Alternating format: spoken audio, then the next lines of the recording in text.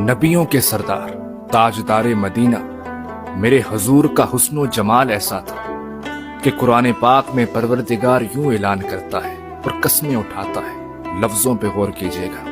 وَالضُّحَىٰ وَاللَّيْلِ إِذَا سَجَىٰ. اے محبوب تیرے روشن چہرے کی قسم، تیری گھنگرالی زلفوں کی قسم. اللہ اکبر، یہ انداز محبت دیکھیے. اے محبوب تیرے روشن چہرے کی قسم، جب تیرا چہرہ رات کی چاندنی میں نکلتا ہوگا تو 14ویں کا چاند بھی دیکھ کر شرما جاتا ہوگا. جب عرب کی ہوائیں تیری زلفوں سے ٹکراتی ہوں گی وَاللَّيْلِ إِذَا سَجَىٰ، تو تیری زلفوں سے ٹکرا کر پورا عرب خوشبودار ہو جاتا ہوگا. کبھی جب حضور مکہ میں چلتے ہیں تو رب کہتا ہے لَا أُقْسِمُ بِهَٰذَا الْبَلَدِ وَأَنْتَ حِلٌّ بِهَٰذَا الْبَلَدِ. محبوب میں اس شہر کی قسم کھاتا ہوں جس شہر میں تو جو رہتا ہے. اللہ اکبر. وَالْعَصْرِ. محبوب تیرے زمانے کی قسم جس زمانے نے تجھے دیکھا ہے. اللہ اکبر. میرے حضور کا حسن و جمال ایسا تھا جب ابو بکر، عمر، عثمان و حیدر دیکھتے تھے تو بے ساختہ کہہ اٹھتے تھے فدا کا ابی و امی یا رسول اللہ، ہماری جانیں بھی آپ پہ قربان ہو. اللہ اکبر. جس کے چہرے کی قسمیں خود رب کھاتا ہو وہ حسن و جمال کیسا ہوگا.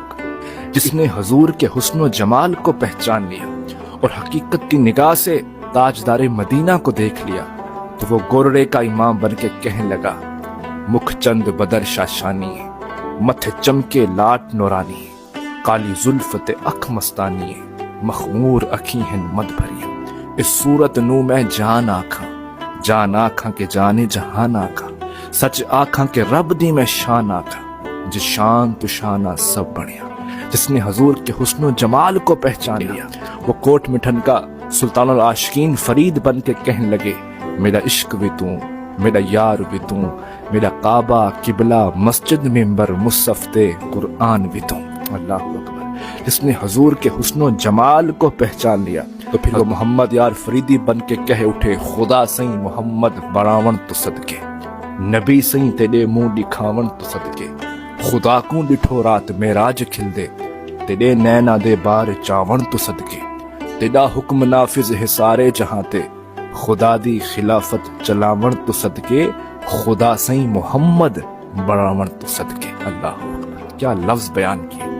وہ دل ہی نہیں، وہ مومن ہی نہیں جس کے سامنے اپنے نبی کا ذکر آئے اور اس کا دل خوش نہ ہو. اللہ تعالیٰ میرے ان جملوں کو اپنی پاک بارگاہ میں قبول فرمائے.